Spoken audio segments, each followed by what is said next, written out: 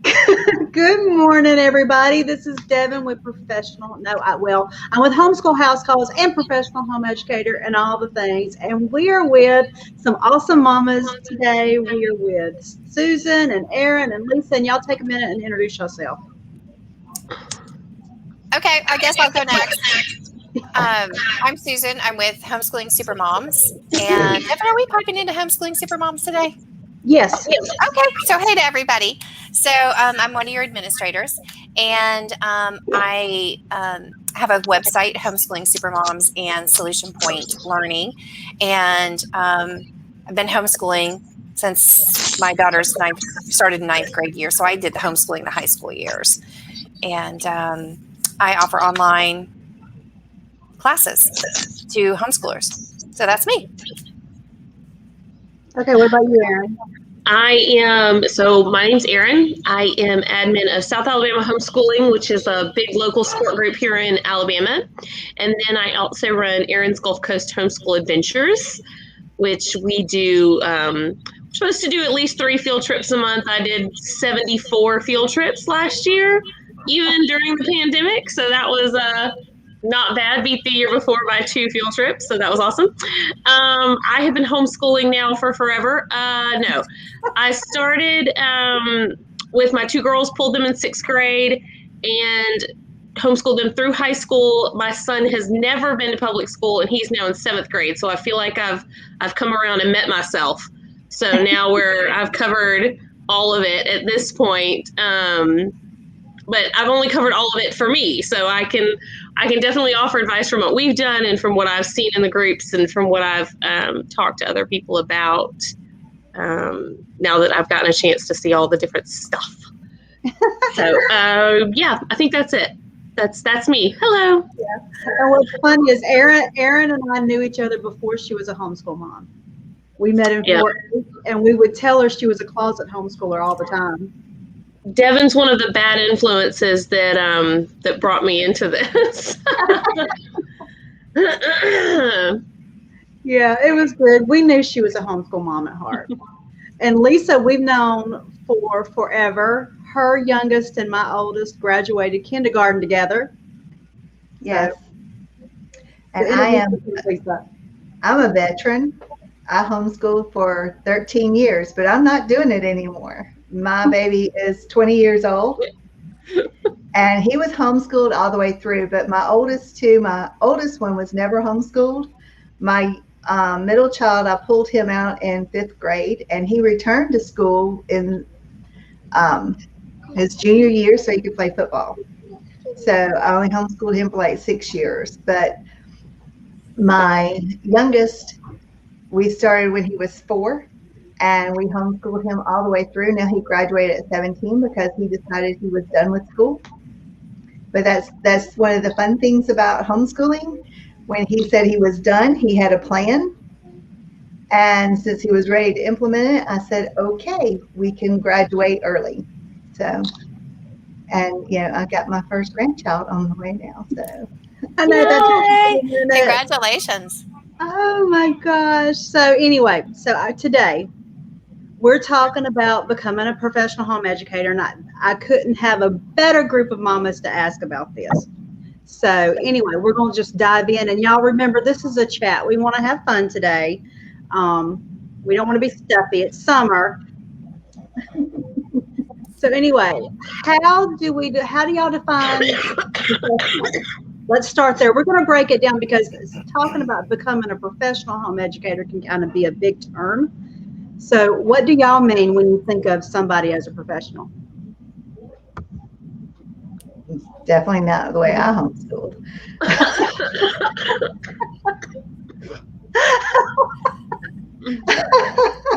You know what? I don't know if that was helpful or the way I started and the way I do now I'm very different people now.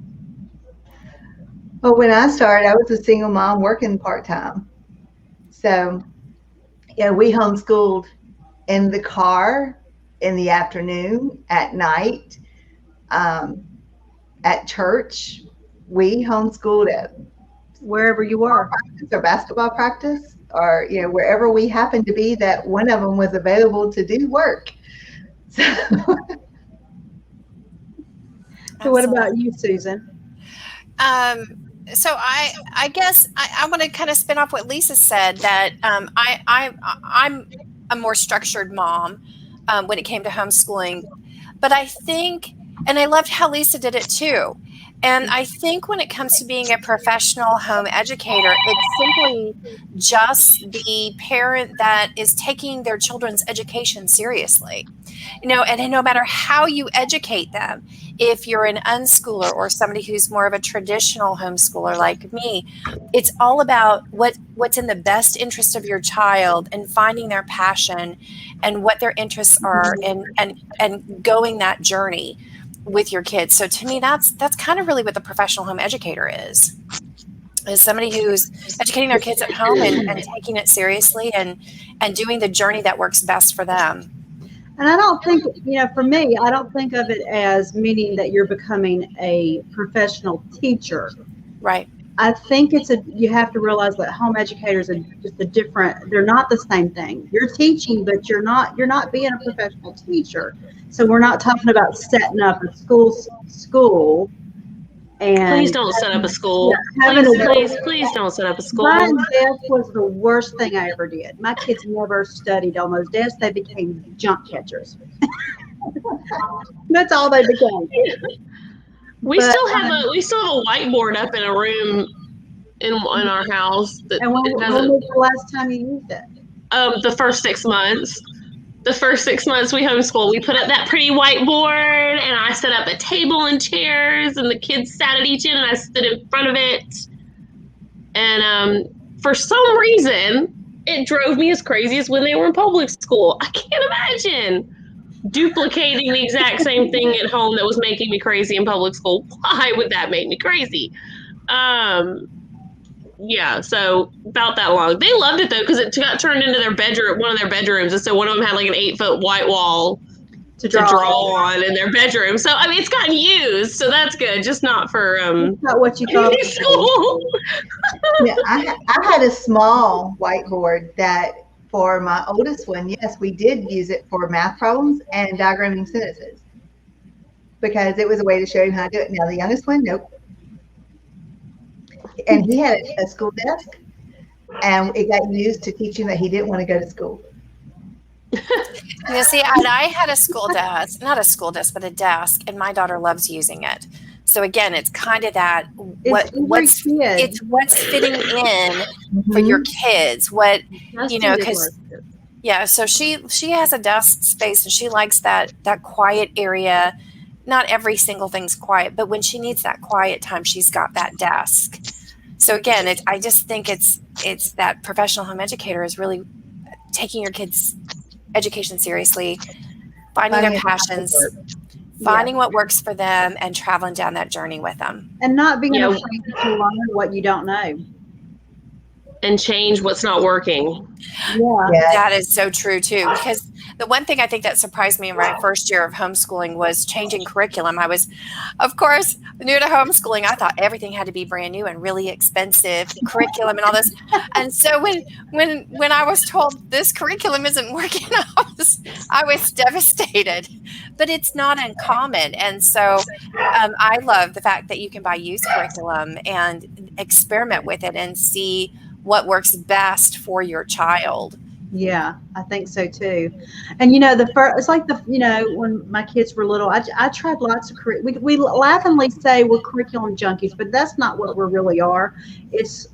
We're trying to find something that works right. And I went through all these things trying to find the right stuff. And now that I have Lisa, who is like almost having an only child, I have 4 that are all together, and I remember the days of trying to minimize and reuse and all that. And then I have Lisa, who's like having an only child, and all her curriculum will always be new or new to us because she's so far from the other ones. But I went through 4 different curriculums with Lisa. I tried out all the new things during kindergarten.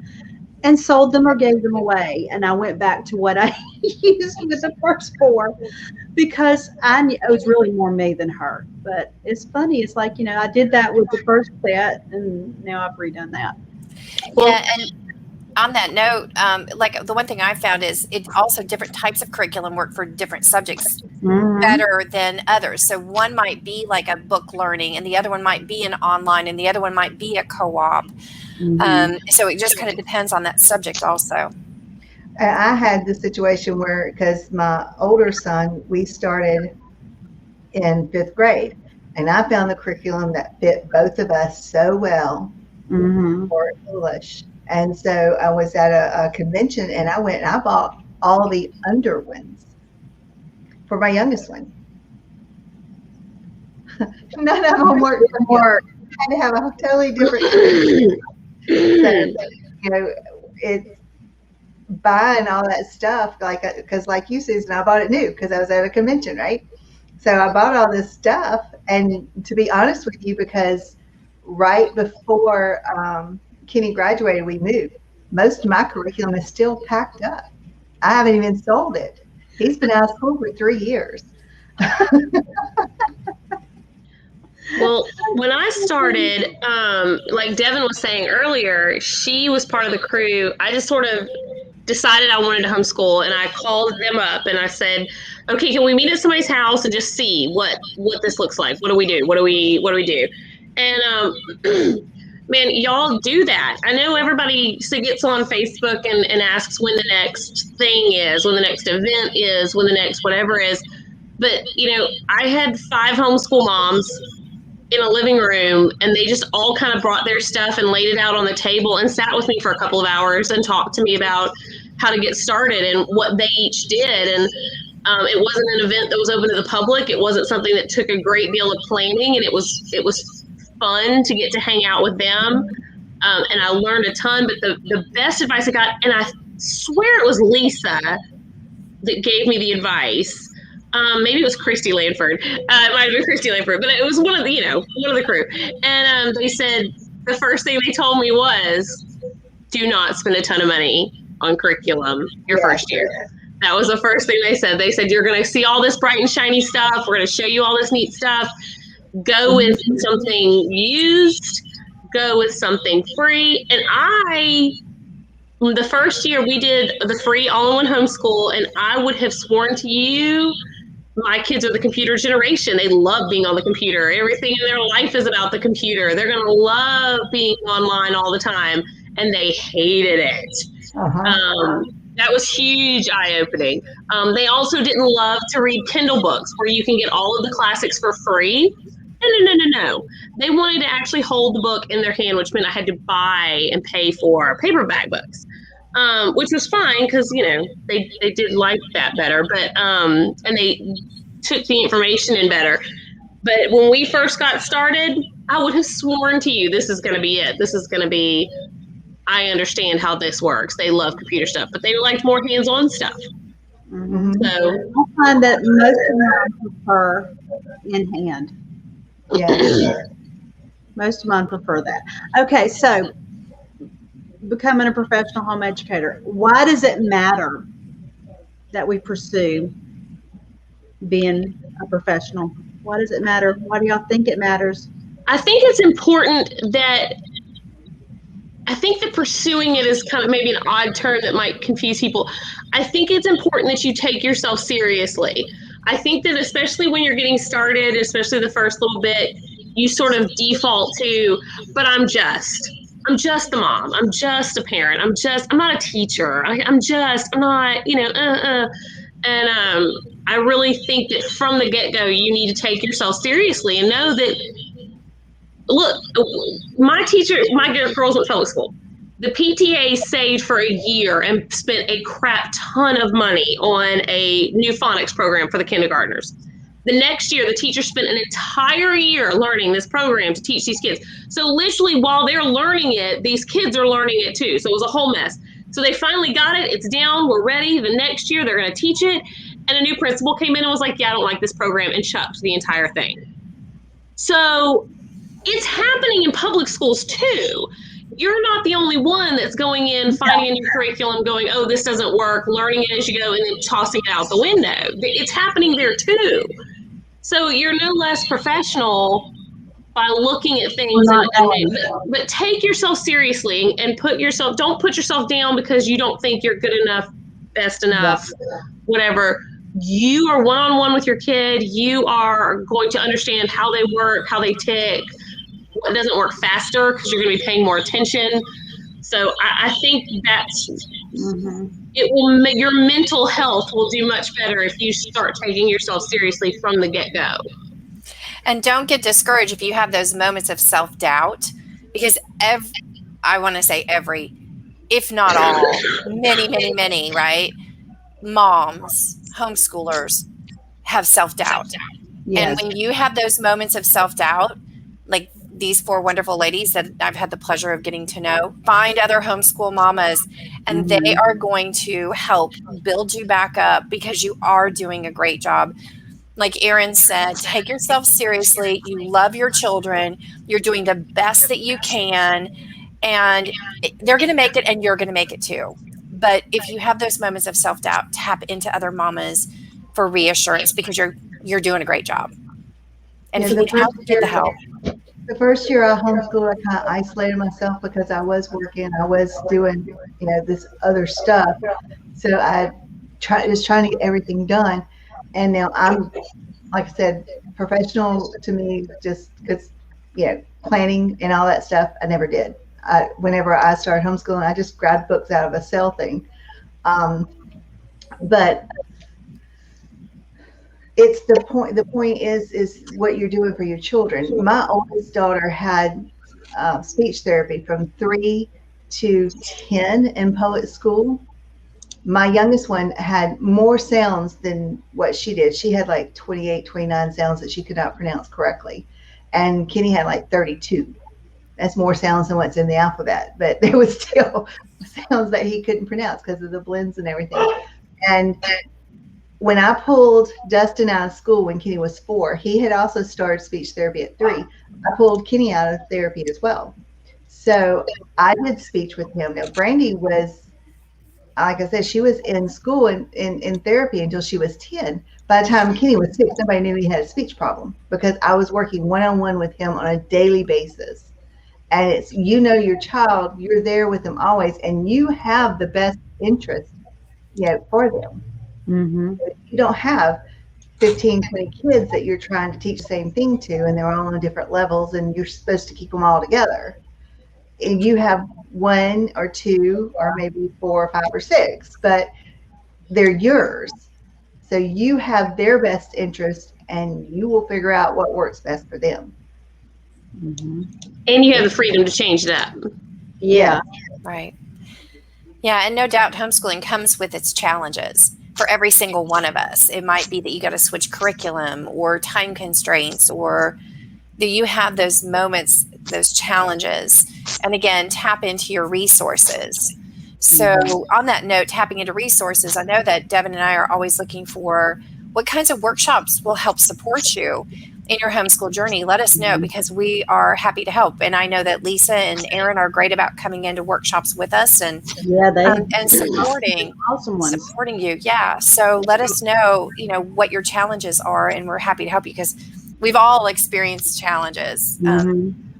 Just like Erin said, even in the public school system, teachers experience challenges. We are all going to experience those challenges or different challenges as we go through. So, okay, on that note, for those of y'all who don't know me, 2 things I tell mamas all the time is that they need to put themselves as a professional home educator into their time and their budget. So some of my questions are, do y'all have a budget? How do you schedule? That's my first question. Do y'all have a homeschool budget? Do y'all have an actual budget? Or are you like me, you just spend what you need? I don't have a budget. That amount. I know some people make budgets like with, Dave Ramsey and stuff like that. They talk about budgets. I have a budget for my bills. Like I have a thing I have to follow every week to make sure that the bills get paid, because if I don't I will skip a bill and not pay it. That's bad. But when it comes to like what we use to homeschool, it's much more seat of the pants. It's much more, can I afford this at this time? We were going to use a different language arts program last year, and then popped up the one that I wanted to use. Somebody was selling used. And so we ended up being able to use it and get it. And so that was great. And then sometimes, but then I ended up spending like, I don't remember how much for him to do this live history class. It was very cool with a history museum. So, we start weighing out, okay, I'm willing to pay this much for that, but I'm not willing to pay that much for this. So, there's that, but no, I don't. But I do hear people that do. I have this much money to spend, and that's all I can do. And, but yeah. Yeah, see, when it comes to stuff, I usually just, I pay what I need. Now, I don't do anything astronomical. Right. I do better. I don't even really have, okay, mamas, this is the truth. I don't really have a budget because we're debt free, but that's a whole nother. That's nice. So, we're not that good. I don't do anything astronomical, but, so I weigh things, but at the same time, it's not like I'm everything, I know what we have to spend for this or that, but I guess at this point, I don't stress.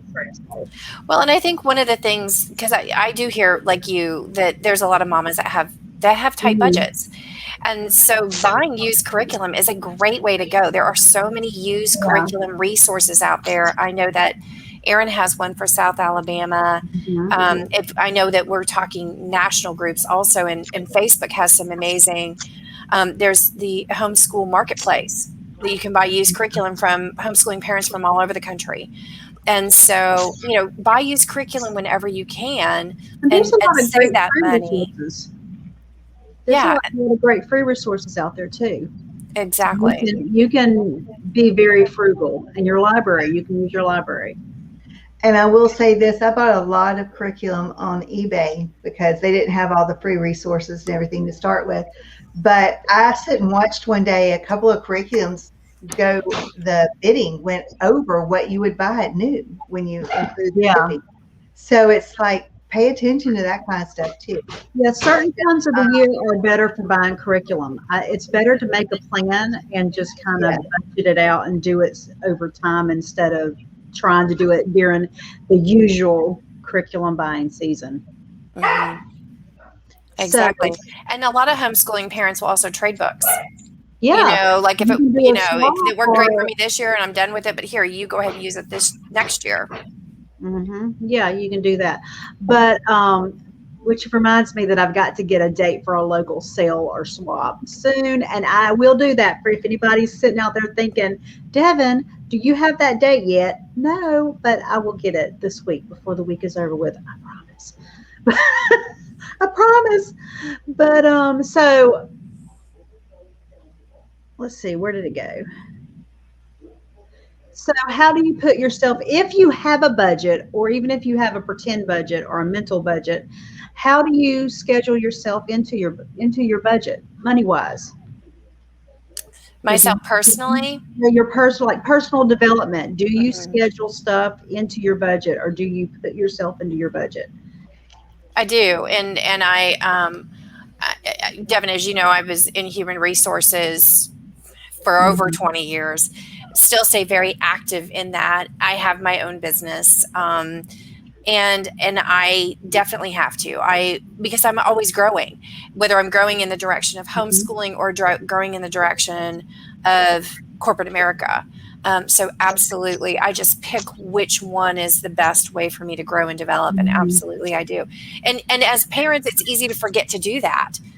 I hear that a lot, and even the library is a great resource and it's free, just go to the library. Or I know that a lot of the Goodwill stores offer books very inexpensively, or, you and Erin, I think, coordinated a free, I don't know who coordinated it, but where you can go in and get free books once a month. Goodwill, Yeah. And I mean, there's so many different ways that you can help yourself, but also build yourself into your budget.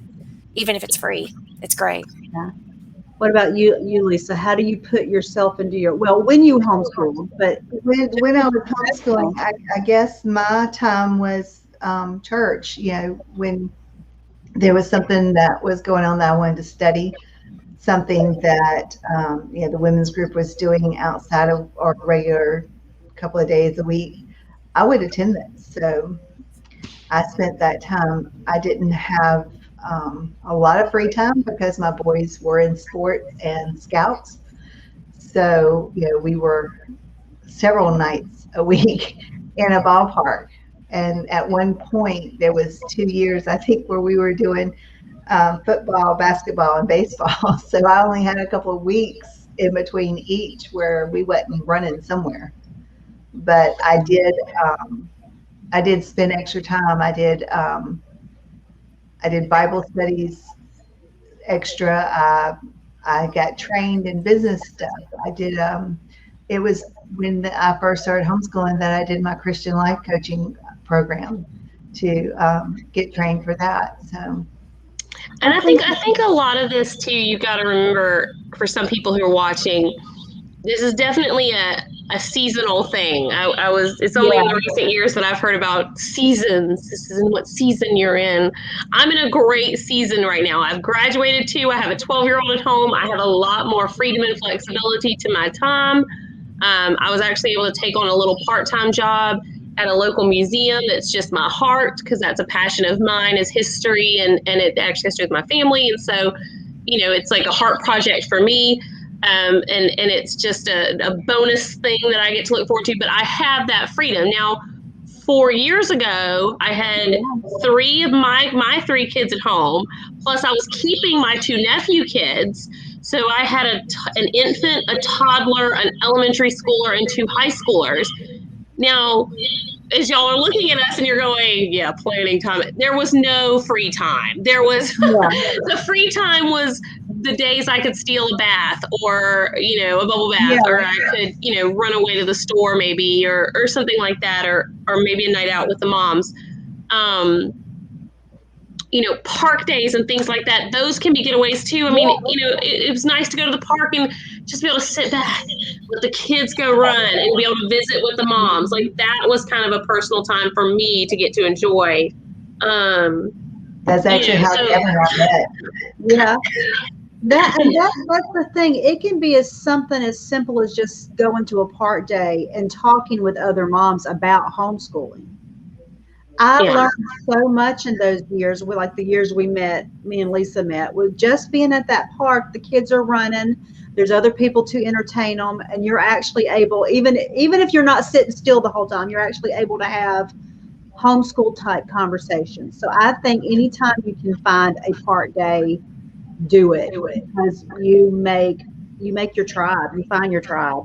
But it could be something as simple as just a book.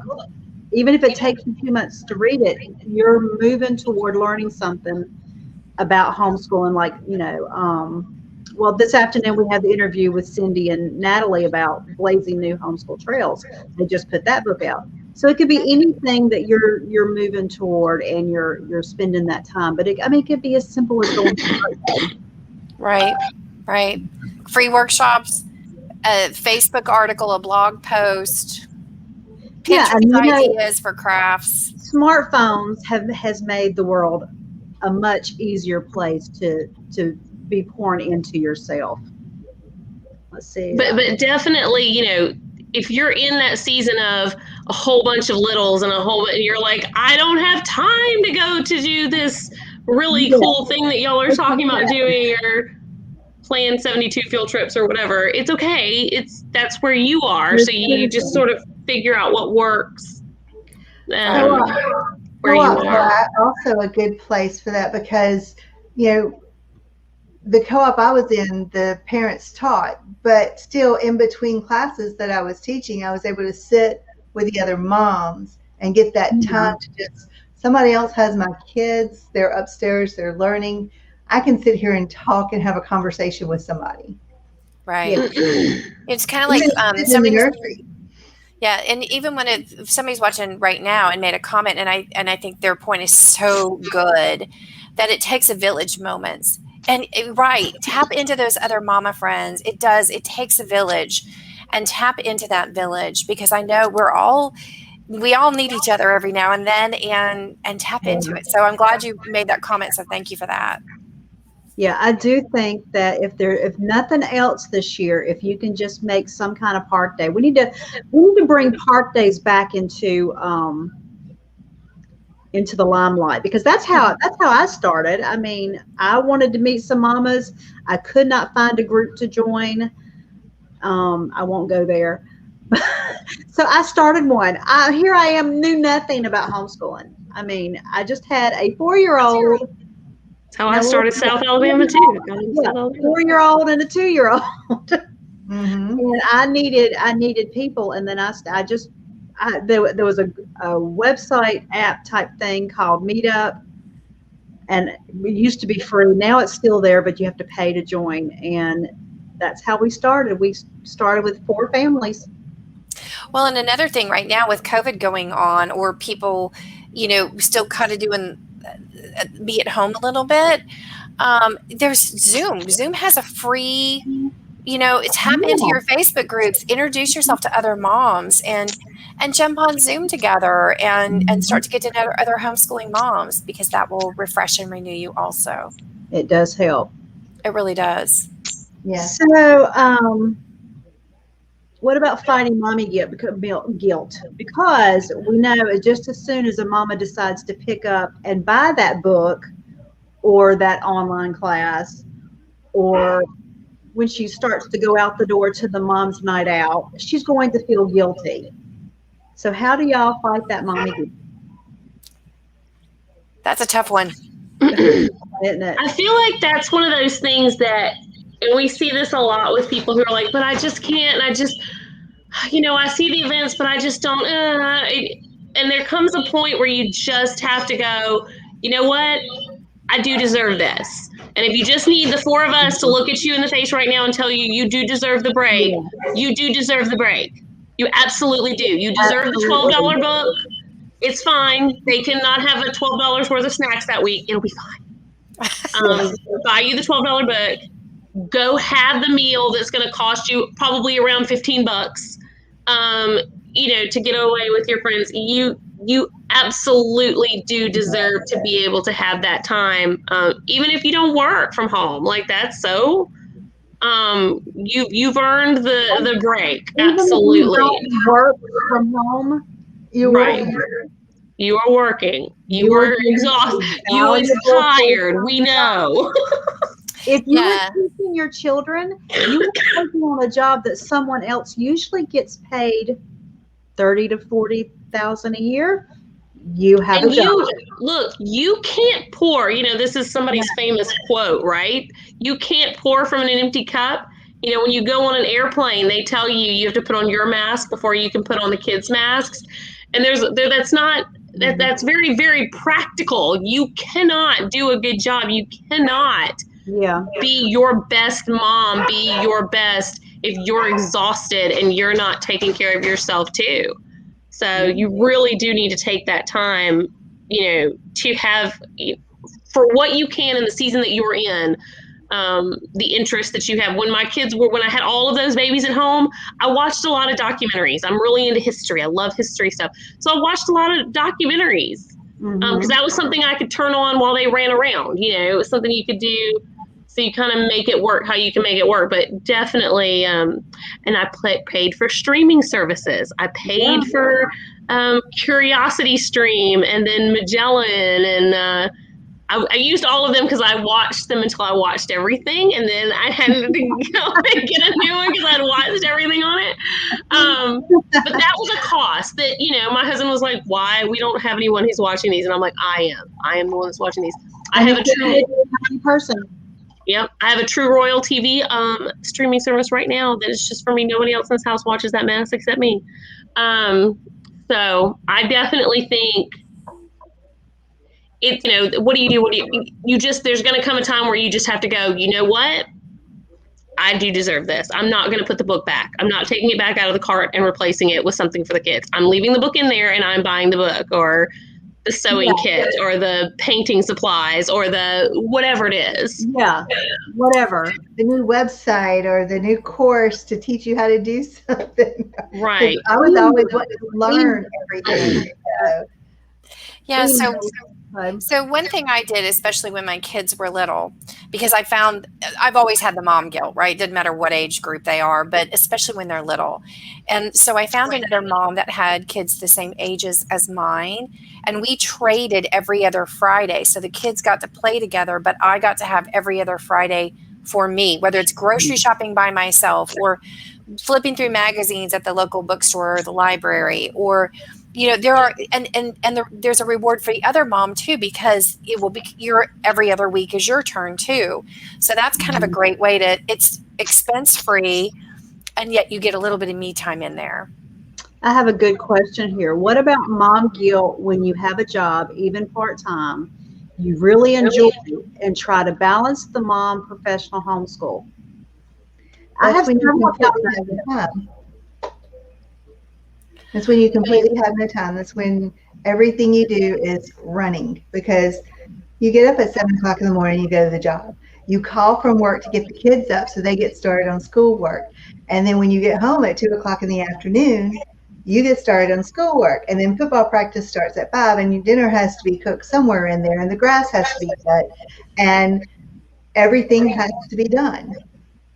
Mm-hmm. But you are up to 2 or 3 o'clock in the morning doing the things that you like to do at home. Because I was starting a home business while I was working at home and homeschooling kids. And so you just do, and you go and you run, and you're exhausted, but you're doing what you need to do, and you're doing what you're doing for them. Yeah, exactly. It's kind of like what Erin also said. So we all have to refresh and renew so that we can take care of those that we love even better than ever before. So yes, the mom guilt does exist. And for sure, when you are balancing it all, being mom, being the professional, being the homeschooler, there's a lot, and there is that guilt. But again, you've got to take a little, even if they're little bitty moments, to refresh and renew. It's really important. And if you're struggling with that guilt, find another mama in that similar situation that is mom, professional, and homeschooler, and tap into them, because they'll be happy to refresh and renew with you also, or trade. Like I said, try to find that person that you can trade off and balance a little bit with. See if they can take, some of your kids for a little bit of time, and you take theirs for a little bit of time. And then every other week, then you get a little me time in there.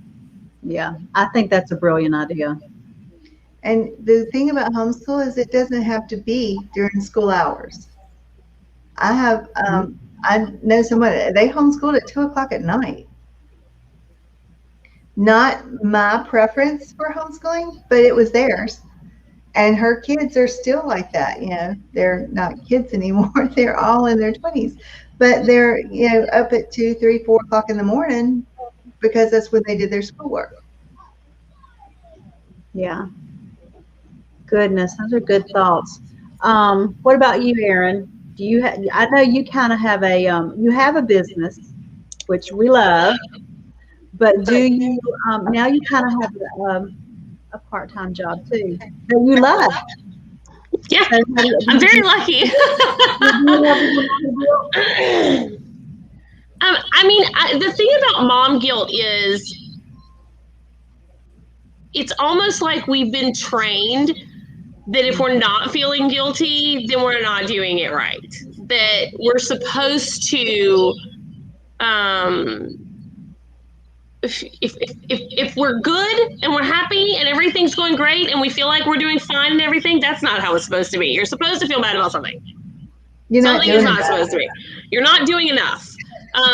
So even if you're happy with everything, and you're still going to feel guilty because there must be something else you should be doing. And there's always something that's not getting done. Everybody asks me all the time how I do everything. They're like, do you just never sleep? Well, I don't. I do tend to stay up really late. But my house is where my failure comes in. If you come to my house, I'm going to meet you at the front door. And we're going to talk on my front porch because I'm probably not ready for you to come visit in my house. But that's what gets last for me. And that works in my house, like with my family and my people, and my husband is willing to put up with that. In some ways, some husbands are going to be like, I can't live in this chaos. But that's where we kind of make our whatever you call it. Anyway, so that I can do all of this other stuff that I do. And I do take time, even still, to watch a documentary. My kids will come in at night and be like, oh my God, are you watching another documentary? And there just came a point, and it's so funny, that magic 40, right? Everybody talks about turning 40 and how magic it was. And I was like, whatever. And it totally is. I turned 40 and I was like, it'll be okay. It'll be okay. It'll be okay. You don't have to feel guilty. And I think that that's the biggest thing is, I just want to say to young moms is, don't feel guilty. Don't. There's no reward for you to it. It's stress for you. It makes you feel bad. Are you doing the best that you can do? Then great. We only have so much time in a day. Everybody has the same amount of time in a day. How you choose to use that time is going to be reflective on what is important to you and your family. Now, if having a messy house does not work for the man that you're married to, it might be have to have a little bit different conversation, because you do have to take everybody in your sphere into account. When you have little kids, you can't have quite as messy of a house because they're going to choke on things and spill things and draw on walls and things. So, different seasons, different flexibilities. I have older kids, so it's easier for me to walk in a room and go, hey, you didn't pick that up. Get in here and get your thing picked up and take it and go, in a way that I couldn't before. And my house can be a little bit messier, and it's not that big of a deal. If I leave, a pile of something over to the side over here, there's not going to be a toddler that's going to come through and go through it. So, I don't know. I feel like I'm rambling. The biggest thing about the mom guilt that really gets to me is I just wish less moms had it, because I think we're all if you are doing your best, great. I think if you love your children and you're trying to do the best you can, then you need to throw the mom guilt out. And my dad, hopefully he's not watching this. My parents got divorced when I was very young, and my dad he was a great dad. He was there. I mean, he was there every other weekend, and he always took me to stay in hotels because he lived out of state. So when he would come, we would stay in a hotel. And to this day, he has super guilt about red roof inns and that we would stay at these hotels. I, on the other hand, thought hotels were fantastic, and you got cool Disney Channel when you went to the hotel, and they had a swimming pool. And the thing is, what he's starting to realize is kids only know one thing. They don't know all these other different, if they're happy and you're doing the best that you can, and they know that you are, they're going to be happy. And that's their childhood. That's all they know. I know my dad in hotels and McDonald's for breakfast on Sunday mornings. And, that was wonderful to me as a child. And he has, to this day, so much guilt about that and not giving me more stability. But I thought it was awesome. So I think a lot of stuff nowadays, we put a lot of a parent perspective on things. And we look at it with all of our worldly knowledge and everything we know, and we go, oh my gosh, this is just awful, this is terrible. Whereas from a kid's perspective, they're not putting all of that on it. They're just not. They don't look at things the same way. So coming at it from that direction and maybe trying to remember, talk to your kids too. I talk to my kids.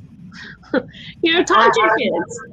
My daughter, actually went to live with her dad when she was like 13, so she wasn't around when I was homeschooling. And the boys, they were like, well, my nephew gets a motorbike and he gets a four-wheeler. I'm like, yeah, but they live out in an area where you can have it. And my sister only had one child. Right. She worked and he was in school, so her house was perfect because nobody was in her house. Right.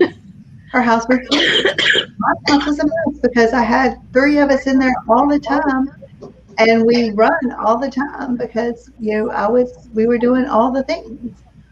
So you just have to figure it out. And yes, my boy's like, well, why can't we have this? And I tell him, you can't have this because this is the fact. I don't make the money you make. I have 3 instead of 1, and I have to survive for all. We live a different life than what she leads, and that's just, you can't compare. You do what you can do, and don't compare yourself to everybody else. Yep. Yeah. Right, and it's easy to struggle with mom guilt. And I'm sure everybody does at some point, and it comes back, and so easier said than done sometimes to get rid of it. But again, it's one of those things you just got to fight on a regular basis. Yeah. So hey, Deven, can you pull that comment up? Yeah. I love this because they're also able to stay anonymous. I love this. It goes right along with what Erin was saying. Yeah. We were very poor, lived in a state park for weeks. Best childhood memory ever. I'm sure my parents were so stressed and felt so guilty, but my memory of it was magical. You had some awesome parents. They made it magical. Exactly. And you turned it into an adventure. I mean, how fun. Yet at the same time as parents, we're going, oh no, if that was our scenario. And you're so right. I'm sure your parents were stressed and were feeling guilty, now you have this amazing memory that you can share with them and say, hey, it might have been a stressful time, but look how amazing you made it for me. Pretty wonderful. I have a friend who, they were actually homeless for a while, but she didn't know it because she thought they spent the summer camping. That's they were amazing. camping on a riverbed, in tents. It was fun. I think it's.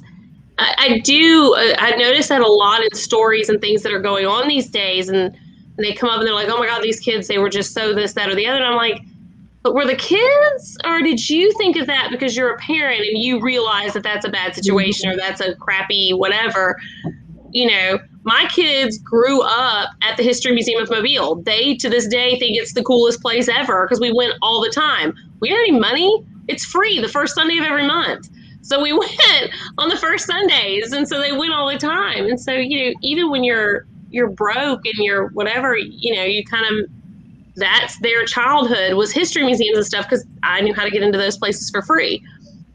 And so I think I think we add a lot of grown-up overthink to kids these days. I mean, think of all the cartoons you watched as a kid that now you look back, oh my gosh, Grease, the songs, oh my gosh. You watch these things and you had no idea. And now as a parent, you're like, you're not watching that because that's terrible. Oh my God, you can't watch that. And then you go, right. I can't believe my parents let me watch that. Exactly. So, yeah. I think we add a lot from an adult perspective. From an adult perspective, which is what adds to the guilt. And you add to the guilt because you're overthinking from your perspective. And in the meantime, your kid's out in a mud puddle thinking the day is the best day ever, even though it's raining outside. Yeah. Playing in the rain when I was a kid. Mm-hmm. We started out, we'd go inside and put it on a swimsuit and go out to play in the rain, and it had quit raining. So we quit going inside and put it on the swimsuit. We just go out there and do it. Yeah, and I think you're right. Like this comparison of you to other parents and finding what works best for you is really the most important thing, and find your joy that way. Yes, Cynthia said that she's living with her parents and she's completely stressed out, but her son is loving it. So see, it's perspective. And that's a good thing. I think that's the best point we've had all day, is to remember that mommy guilt is because we're doing it from our perspective and not thinking at it from the kid's perspective. And that's a pretty awesome. Right. Right. Great point. So don't be guilty, Mama. Don't be guilty for buying that book or taking that class or going to the mom's night out. And don't feel guilty if you don't think you're providing enough for your kids, because your kids can only see it from their side. They're going to have a completely different view than you will.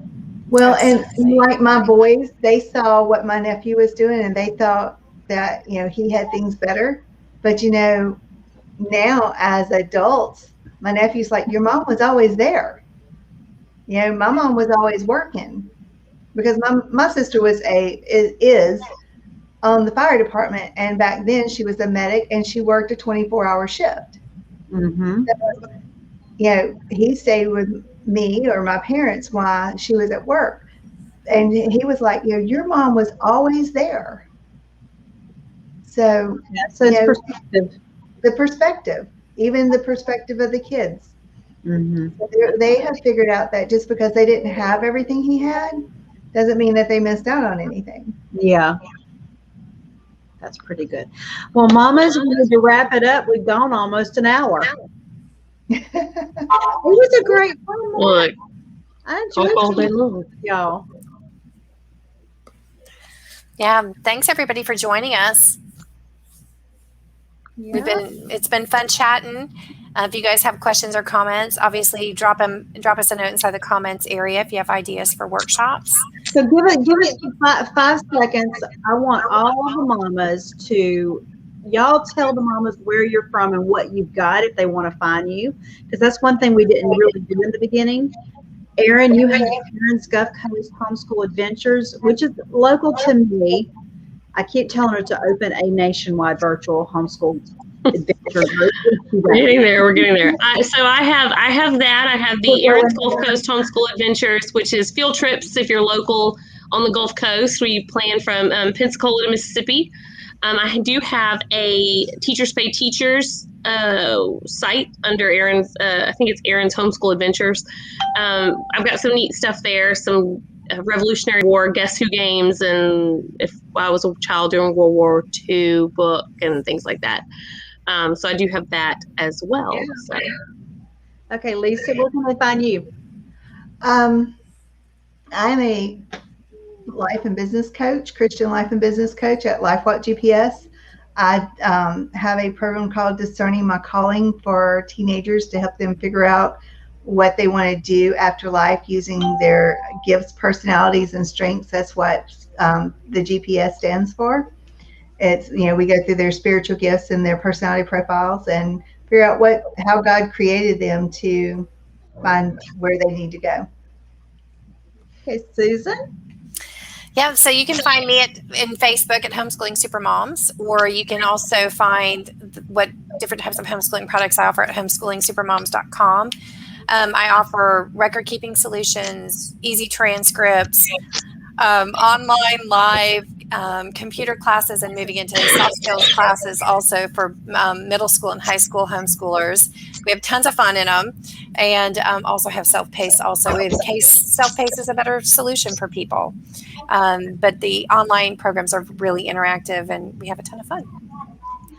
And y'all know I'm Deven, Homeschool House Calls. I'm your homeschool consultant. I'm your resource person and your cheerleader. But we had a great morning with y'all. I'm so glad y'all hung out, and I know you were watching because I see the numbers, and we will see y'all soon. Have a great day, guys. Bye, everybody. Thanks for coming. Bye.